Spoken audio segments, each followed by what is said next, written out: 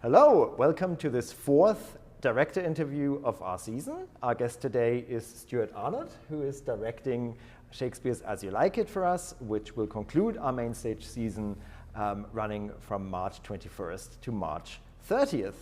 Hi, Stewart. Hello. Welcome to this chat. And I thought I'd start us off by getting you to talk a bit about the dramaturgy of this play, which I, as someone who teaches Shakespeare here, has for years, rarely teaches As You Like It. I find the dramaturgy, like the structure of As You Like It, quite challenging because it's so episodic and characters keep appearing kind of out of nowhere, and it almost feels to me sometimes like Shakespeare's like gambit for this play is to keep introducing new couples in every other scene. Yes. Like, so how does one tackle that, and how did you approach that in your work on the play? You know, I think in a way, I think I turned a blind eye to it. I feel that one way or another the play always works based on other things, not necessarily structure. Yeah. But to answer your question more seriously, there are certainly some structural and some timeline challenges in the play, which is not unusual for Shakespeare. He accordions time. We know this, you know. So I've done a few things. I mean, when we landed on this play and I heard that I had 8 actors to work with, I realized that I was going to have to cut the play. Yeah. And in fact, probably have to cut characters. And with the help of a very good friend, we figured out the rubric of who could play what. And unfortunately, Audrey and William and so Oliver Martext all went away. They're on the cutting room floor. So poor old Touchstone is one of the few uncoupled characters at the end of the play. So that was one thing I had to do in terms of the structure. The other thing I discovered quite recently, actually, just last week, I've reordered a few of the scenes in Act 1 to make better sense of the timing of Rosalind and Celia running away, Orlando following them, and the Duke discovering that. Right. So I may have helped that slightly awkward dramaturgical issue. But in the end, you know, I mean, it really is the most beautiful examination of love from many different perspectives. Hence, all these different couples, and that's, I think, one of the great strengths of the play as well. Yeah. So the coherence is more thematic than I think so. than plot or story or whatever, right? Yeah, yeah. Also, by cutting, by cutting the script as well, I think we've streamlined the forward motion to a degree. That's my hope anyway. Yeah. Interesting. Which is, of course, probably what Shakespeare's company would have done anyway. So that's you're not doing any violence to the script. I hope you're not. Just providing the help that Shakespeare would have had himself. But so with that sort of thematic, if the core of the play is sort of a thematic orientation rather than a plot line, say, how does that work in working with actors? Like, if you can say, if you can't say like to actor, well, your character's through line is this, or maybe you can. I think you can as well, Holger. I mean, I think you're right about it's not deeply plot driven, but there are definitely arcs in the characters, and specifically in the central character Rosalind. Yeah. I mean, it's a huge arc and a beautiful one. And Orlando, Celia has her own transformation, although that's a trickier journey. Yeah. Because she is driving the first part of the play and then becomes passive, apparently, in the second part. I mean, I think predominantly those characters are the ones that we watch the journey over the play, and the other characters are helping feed into that as foils, as people who are adding new information to a larger character's journey, which shifts their direction, perhaps. You know, so that wasn't, I don't think, a huge challenge for us in this particularly. Yeah. Yeah. Interesting. Celia. Okay. This is a follow-up with Celia. So, because Celia, I think, is from a like difference between text and performance maybe the most interesting character in the play, because on the page you can sort of forget that she's in many of these scenes where she's like there at the beginning and then suddenly says something at the end of the scene. You think like, oh, right, Celia's still in this. Yeah. But like, how much scope did you, or are you giving, since you still have over a week to go? Yeah. Like, how much scope are you giving for like exploring Celia's presence in those scenes? Yeah, that's a great question. Certainly, Abby, the actress who's playing Celia, and I have been exploring how actively she listens and what her presence is in that, and that she has a really clear point of view to everything that she's hearing, and some of that she's expressing. Not with necessarily with Shakespeare's words, but I'm always saying to the cast, at some point or other, there is someone in the audience looking at you, even if you're just listening, and your attitude and how you are listening is going to help them understand the story better. So I think that's how, we've made sure that she is very present in that regard. And I think what's ongoing is the discussion about how her feelings toward what's happening to Rosalind change. Because at first she makes fun of love, she doesn't believe in romantic love. Right. She proposes that it's fine to do it for sport, but just make sure you can get out of it as quickly as possible. I mean, she's clever, but she doesn't believe in love. And she's very skeptical about the state that Rosalind's in, and in fact quite hilariously cutting about it. It's of course when she falls in love at first sight, which we've had a lot of laughs about the fact that there's so many love at first sight, or as we like to call it, LAFS. In the play, and so she learns, gains a very different perspective quite quickly. Oh, I like that. I like that as a play about laughs. I mean, in every way, right? Yeah, like, even Duke Senior in the way, and Duke Frederick at the end of the play kind of falls in love with gets religion at first sight. Right? That's true. That's true. Interesting. Well, the other thing, I mean, the thing that this play I think is probably like famous for, other than like Rosalind being one of Shakespeare's largest female roles and so on, is the way it plays with gender. Mm-hmm. Like Rosalind is one of the two great cross-dressing characters in Shakespeare. Three if we count Portia, but like the Twelfth Night as You Like It. Pairing, but I'm also thinking about Beatrice and Juliet. And great. Oh, cross-dressing. But the cross-dressing. No, cross-dressing, of course. Like As You Like It is one of three plays in which Shakespeare really kind of aggressively plays with gender roles. And so, right. Now, you have an all-female cast. Yes. Which, of course, in some ways replicates in reversal the cast, the company the play was written for. Yeah. But But I guess one question I'd have for you is like, do you think that As You Like It is As You Like It a queer play? Right? Is it about homoeroticism or not? Like, how much does all of that matter in your production, and how much does the fact that you're working with an all-female cast, like, to what extent are actors playing themselves? To what extent are they playing a gender in this? How porous is that relationship? Well, there's about 10 questions in there, Holger, so an hour. I'll try to start with do I think it's a homoerotic play? I think that would depend on the production to a degree.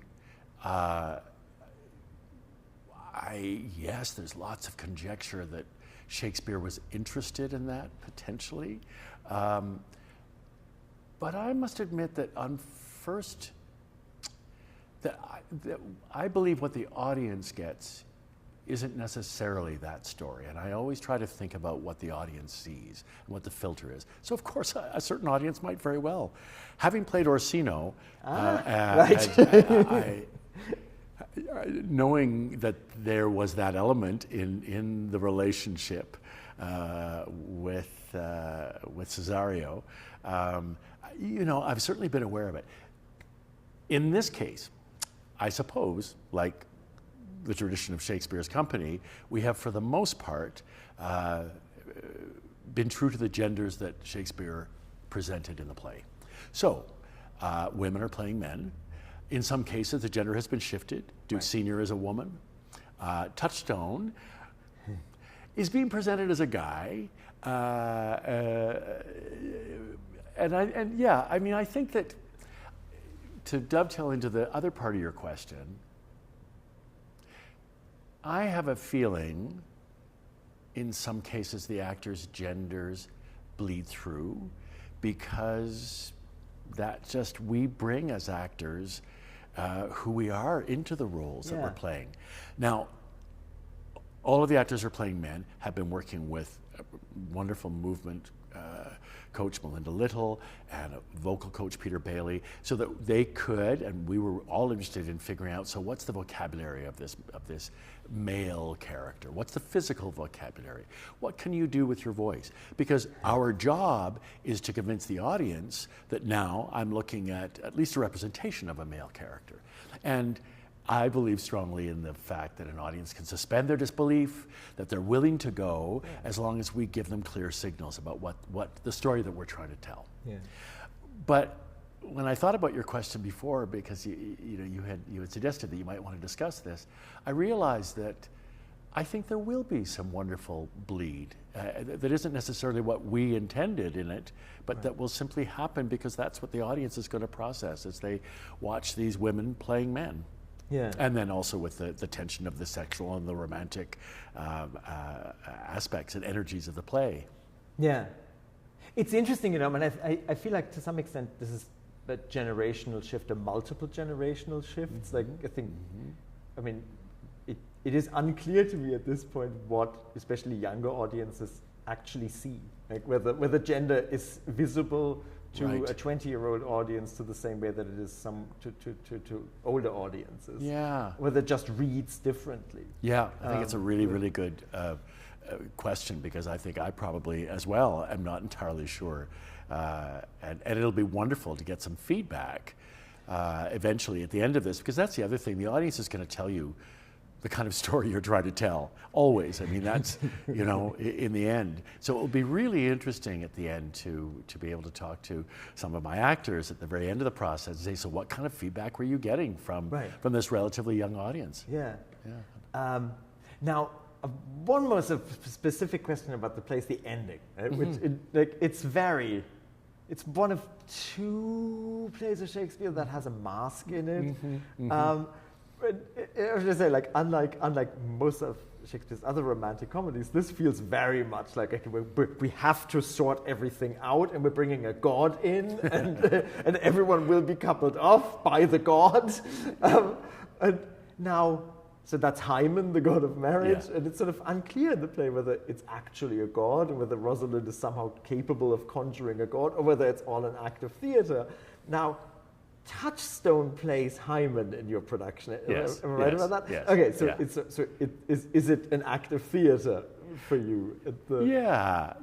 I mean, Touchstone, the clown, who is beloved of Celia and Rosalind, what I decided was that he is in on it. He's in on this. He has been brought into the theater of this final moment, and in taking on the role of Hymen, being handed the crown at some point by one of the forest lords, who have also been they're brought in as stagehands as well, a couple of them, that he's taking on being master of ceremonies in a sense. But what I think the mask does, and what it's reinforcing, is that Rosalind sets up very clearly that it's by magic that she is going to bring Rosalind back to life. And she talks about it a number of times and said that it's not strange and it's not dangerous. It's good magic. It's white magic kind of thing. And so I suppose, and we're building on that, the theatricality of her entrance as Rosalind, and with Celia, and Touchstone, as I said, taking on the Master of Ceremonies role, and even physically a kind of higher position on the stage, is all about heightening the event. Right. Now, why do you think it needs that heightening, though? Yeah, because Rosalind has made it really clear what she sets up all the pairs. Oh, except for Touchstone and Audrey, but that's not in our version of the play. So, I don't know. It's certainly, ends up being a celebration. Yeah. And to an Elizabethan audience, of course, as you know, the pastoral was a well-known form, and the masque, I mean, they're both well-known forms. Yeah. But then Shakespeare pours his own liquid into those vessels and makes them very, very much his own. But I have a feeling those audiences liked once in a while to be taken back to something that was rather pageant-like and the gods and all that. And, right. And he felt that it could handle it. And I think ultimately it can. I do like the idea that it's there because he could. Yeah. Or maybe one of his patrons said, you should have a mask at the end of this. Right. Maybe it's a revision for a wedding. And they wanted it possible. Yeah. Okay, now I want to ask you one more sort of broader question about the process and how you've been working. I mean, so would you say your focus, like in the room, in the rehearsal process, so has been more on figuring out how this thing, how this work of poetry works on the stage, or the how the situations work, or both? Well, probably I can answer that by talking about how I generally approach most of my processes, and certainly did with this play. It was paramount that the actors understood everything they were saying. I mean, we have to start with that, because these are actors who have not acted in Shakespeare. Certainly, I don't think any of them, maybe one, has done a full-length version of a Shakespeare, but their familiarity with Shakespeare is relatively slim. So that's an added challenge, and I have to say, they're doing remarkably well with that. But we started with, let's figure out that you understand absolutely everything you're saying. Right. Some of the exercises were around paraphrasing. What would, if you were saying this in modern language, what would you be saying? Yeah. And we had our wonderful, the lexicon, the Schmidt lexicons at our side, and all the interpretations from various published versions as well. So it started from there, and because Shakespeare's language is the actor's flotation device, it has to be. If you, as long as you know how to fill it up and how to get on top of it, it will carry you. So for me, and I believe this has worked for the actors in the company, them getting on top of that language, the understanding, the intention, the action behind it, has meant that we could find our way through the story. Right. And trusting that. Does that answer what you're... Absolutely. It's interesting to me, though, right? Like, so this is that. Well, what you were talking about, like the focus on meaning, is that makes perfect sense to me. What I find heartening about that is that you weren't talking about form, obviously, like as you like, it happens to be play large parts of which are in prose. Yes. Which sort of takes it out of the verse speaking obsession, maybe. Yeah. At some point, but like what you sound that to me sounds exactly right. The idea that you have to understand what you're saying, and that's maybe more important than getting the rhythm of every speech exactly right and pausing at the right moments and so on. Well, I think you have to start with meaning. But that said, once you get to the blank verse parts of the play, that there's been lots of talk about the ends of the lines. What are those words at the end of the lines? Why are they important? And how can you hang that up so you can keep going through a long thought? The other big one, especially for characters like Touchstone, is the antithesis. There is so much antithesis in this play. If you have this, then you don't have that, and on and on and on. He went nuts for antithesis, as you like it. I think more than many other plays. It's so obsessed with rhetoric in general. Yes, right? And I think that is really challenging now. Really challenging. And I must say, I cut quite a bit of it for both the actor's sake and the audience's sake. Because it's delightful to a degree, and then at a certain point, we don't necessarily have the same obsession that Shakespeare had with it. So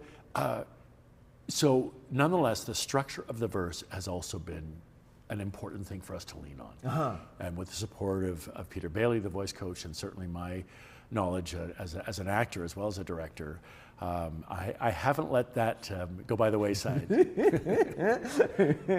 Well, okay, fine.